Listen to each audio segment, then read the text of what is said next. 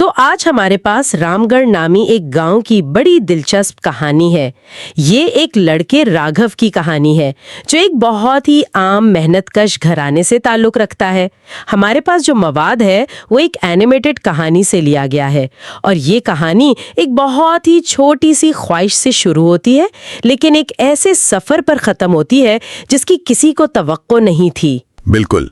और आज हम इस कहानी को सिर्फ एक सबक आमोज किस्से के तौर पर नहीं देखेंगे, बल्कि हम इसे एक बिजनेस केस स्टडी की तरह समझेंगे कि कैसे बिल्कुल निचली सतह से कोई काम शुरू किया जा सकता है, अपनी एक खास चीज़ को कैसे पहचाना जाता है और सबसे बढ़कर एक अच्छी मेयारी प्रोडक्ट में कितनी ताकत होती है। सही, तो आइए इसको खोलते हैं फिर।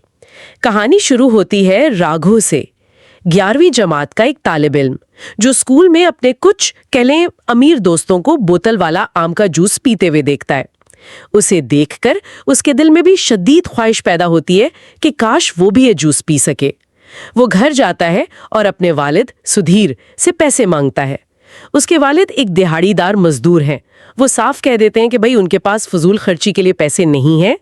वो राघव को वही रिवायती नसीहत करते हैं जो शायद हम सबने सुनी है, बेटा अगर तुम अच्छी तरह पढ़ोगे तो जिंदगी में कभी किसी चीज की कमी नहीं होगी। और यहाँ पर एक बहुत दिलचस्प कश्मकश शुरू होती है। ये सिर्फ एक जूस की बोतल का मामला नहीं है, ये समाजी ख्वाहिशात और माशी हकीकतों का टकराव है। वालिद की सोच बिल्कुल अमली और रिवायती है कि तालीम ही सब कुछ है, लेकिन राघव की ख्वाहिश आज के दौर की अक्कासी करती है, जहाँ दोस्तों में उठने बैठने और जदीद चीज़ों की बड़ी अहमियत है। वो जूस एक स्टेटस सिंबल बन गया है ना? बिल्कुल। और राघव जिद पर अड़ जाता है। वो कहता है मैं भी दूसरे बच्चों की तरह जीना चाहता हूँ, उनकी तरह खाना पीना चाहता हूँ। इस बात पर बाप बेटे में काफी तकरार हो जाती है और राघव गुस्से में घर से बाहर चला जाता है। ये जो गुस्सा है ना, ये सिर्फ नाफरमानी नहीं है, ये इस एहसास से कमतरी का इजहार है जो वो रोज स्कूल में महसूस करता है। वो अपने वालिद से नाराज नहीं, अपनी महरूमी से नाराज है। इसी मौके पर उसकी माँ शालिनी बीच में आती हैं। वो एक बहुत समझदार औरत है। वो कहती हैं कि परेशान मत हो, मैं तुम्हें घर पर ही आम का शरबत बना दूंगी। लेकिन राघव फौरन इनकार कर देता है। कहता है मुझे घर का बना हुआ आम का शरबत नहीं पीना, मुझे सिर्फ दुकान वाला बोतल वाला चाहिए। अच्छा, तो यहाँ ब्रांड परसेप्शन का मसला सामने आता है। राघव के दिमाग में ये बात बैठ गई है कि जो चीज़ पैक्ड है, जिस पर लेबल लगा है, वही अच्छी है। घर की बनी हुई चीज की कोई कीमत नहीं, चाहे वो कितनी अच्छी क्यों ना हो। बड़ी बड़ी कंपनियां अरबों रुपए इसी सोच को बनाने पर खर्च करती हैं। अगले दिन उसकी माँ कुछ आम लेकर आती हैं और घर में शरबत तैयार करती हैं।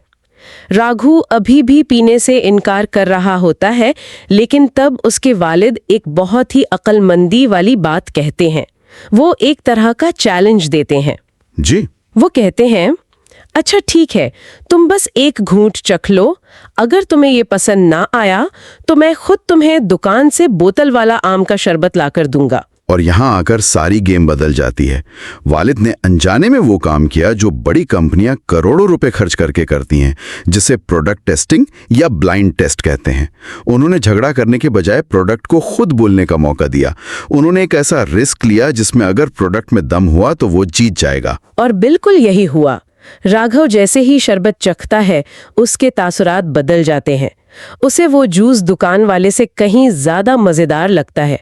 वो ना सिर्फ पूरा ग्लास पी जाता है, बल्कि अगले दिन स्कूल ले जाने के लिए भी एक बोतल भरवा लेता है। ये इस कहानी का पहला अहम मोड़ है, जहां एक ख्वाहिश पूरी होती है, लेकिन गैर मुतवक्के तरीके से, और यहीं से एक नए सफर का बीज बोया जाता है। अगले दिन राघव स्कूल में अपने दोस्तों के साथ वो शरबत शेयर करता है। कुछ बच्चे तो फौरन मजाक उड़ाते हैं, अरे ये तो घर का बना हुआ है, इसमें क्या खास बात है। वही पुरानी सोच। देखें, ये बिल्कुल हकीकी रद्द अमल है।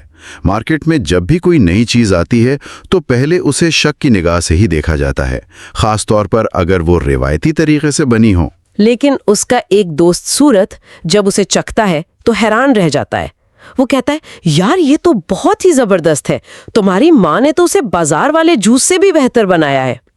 ये सुनकर दूसरे बच्चे भी इसे चखते हैं और सबको बहुत पसंद आता है। यहाँ जो चीज दिलचस्प है वो ये है कि स्कूल का मैदान एक तरह से उसका मुफ्त का फोकस ग्रुप बन गया। बड़ी कंपनियां लाखों रुपए खर्च करके लोगों के ग्रुप्स को बुलाकर अपनी प्रोडक्ट टेस्ट करवाती हैं ताकि उनकी ईमानदाराना राय जान सकें। राघव को ये सब मुफ्त में अपने दोस्तों से मिल गया, और वो भी बिल्कुल सच्ची राय। और उसके दोस्त सूरत ने एक इन्फ्लुएंसर का काम किया। उसकी तस्दीक ने बाकी सबको भी आजमाने पर मजबूर कर दिया। सही। लेकिन कहानी में एक बहुत बड़ा और अफसोसनाक मोड़ तब आता है जब राघव के वालिद शदीद बीमार हो जाते हैं। वो इतने कमजोर हो जाते हैं कि काम करने के काबिल नहीं रहते। इससे घर के माली हालात एकदम बिगड़ जाते हैं। और ये वो लम्हा है जहां बहुत से खानदान टूट जाते हैं या हिम्मत हार जाते हैं। लेकिन यहां कुछ और हुआ। ये बहरान राघव के लिए एक कैटलिस्ट यानी तब्दीली का बाइस बनता है।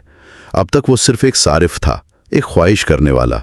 ये बहरान उसे खानदान का सहारा बनने पर, एक प्रोवाइडर बनने पर मजबूर कर देता है। बिल्कुल।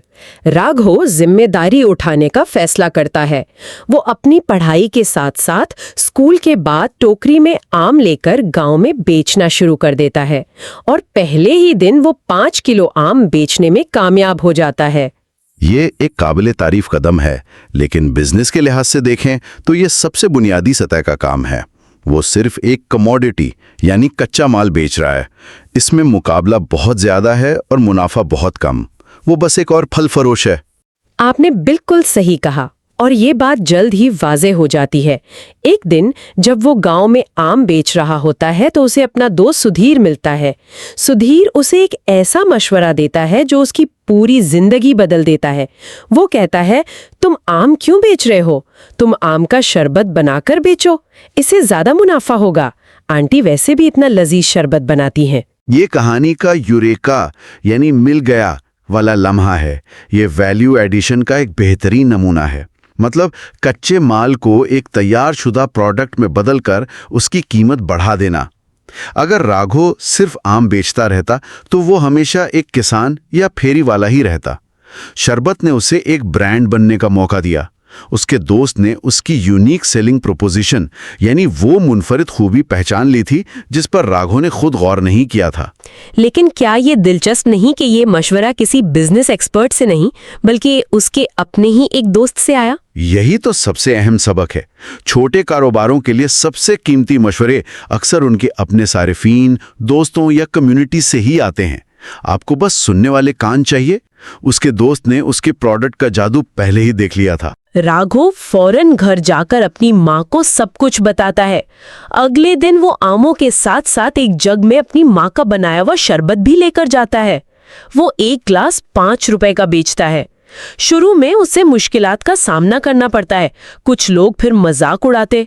एक गांव वाला तो तंजिया कहता है, भाई असली आम का शरबत तो बोतलों में आता है। लेकिन राघव हिम्मत नहीं हारता। उसके स्कूल के दोस्त अपने वालिदैन के साथ आकर उसका शरबत पीते हैं। और यहां से वर्ड ऑफ माउथ यानी जुबानी मार्केटिंग शुरू होती है। इसने मनफी तबसरों को नजरअंदाज किया और सिर्फ अपनी प्रोडक्ट के मेयार पर तवज्जो दी।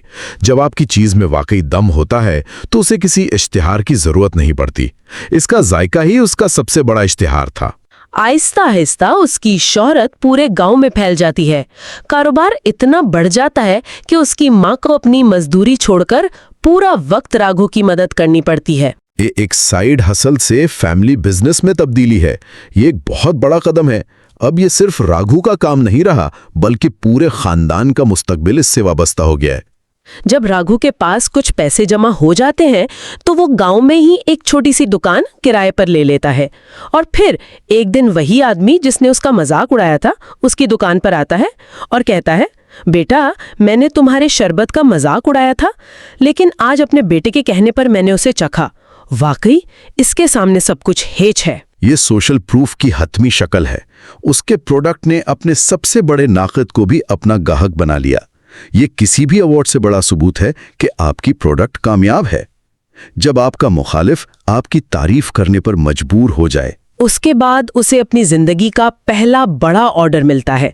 गांव का एक आदमी अपनी बेटी की शादी के लिए 500 ग्लास आम के शरबत का ऑर्डर देता है और 5000 रुपए एडवांस भी देता है। ये एक और अहम कारोबारी कदम है।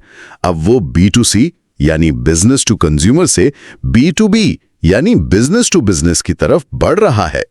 एक एक ग्लास बेचने के बजाय अब वो बड़े ऑर्डर्स ले रहा है और ये जो 5,000 रुपए एडवांस मिले हैं, ये छोटे कारोबारों के लिए कैश फ्लो यानी पैसों के बहाव को बरकरार रखने के लिए जिंदगी की तरह होते हैं। उससे वो बगैर कर्ज लिए आसानी से अपना ऑर्डर पूरा कर सकता है। जी, राघव वक्त पर ये ऑर्डर पूरा करता है और शादी में उसके शरबत की बहुत तारीफ होती है। इसके बाद तो जैसे लाइन लग जाती है, उसे शादियों और पार्टियों के ऑर्डर मिलने लगते हैं। वो अपने कारोबार को मजीद बढ़ाता है, बोतलों में शरबत पैक करके शहर में भी सप्लाई करना शुरू कर देता है। यहाँ हम कारोबार के कुदरती इर्तिका को देखते हैं। खुले ग्लासों से एक दुकान तक, फिर कैटरिंग और बड़े ऑर्डर्स, और आखिर में बॉटलिंग और शहर तक तौसी। ये सब तलब की बुनियाद पर एक एक कदम करके हुआ। उसने कोई जल्दबाजी नहीं की, बल्कि मार्केट को रास्ता दिखाने दिया। और इस कामयाबी से राघव न सिर्फ घर चलाता है, बल्कि अपने वालिद का अच्छे से अच्छा इलाज भी करवाता है। वो ठीक हो जाते हैं और पूरा खानदान एक साथ खुशी से रहने लगता है। तो ये कहानी एक मुकम्मल दायरे में घूमकर वहीं आ जाती है। एक बच्चे की बोतल वाले शरबत की ख्वाहिश से शुरू होकर उसका अपना बोतल वाले शरबत का एक कामयाब कारोबार कायम करने तक का सफर। बिल्कुल। इस कहानी का हतमी निचोड़ ये है कि बाज़ औक़ात हमारे सबसे कीमती असासे हमारे घरों में ही मौजूद होते हैं। एक खानदानी तरकीब, एक छुपी हुई सलाहियत या कोई हुनर। असल चैलेंज उनकी सलाहियत को पहचानना और फिर मुश्किलात का सामना करते हुए उन पर अमल करने की हिम्मत करना है। जिद्दत का मतलब हमेशा कुछ नया इजाद करना नहीं होता, बल्कि कभी-कभी पुरानी चीजों में छुपी हुई कदर को दुनिया के सामने लाना होता है। और आखिर में हमारे सुनने वालों के लिए सोचने के लिए एक सवाल। कहानी तो कामयाबी पर खत्म हो गई, लेकिन अब आगे क्या? जैसे जैसे राघव का कारोबार बढ़ेगा और शहर में फैलेगा, इसके लिए अगला सबसे बड़ा चैलेंज क्या होगा? वो उन बड़े कायमशुदा ब्रांड्स का मुकाबला कैसे करेगा जिनकी वो कभी खुद ख्वाहिश किया करता था? क्या सिर्फ अच्छा जायका ही काफी होगा?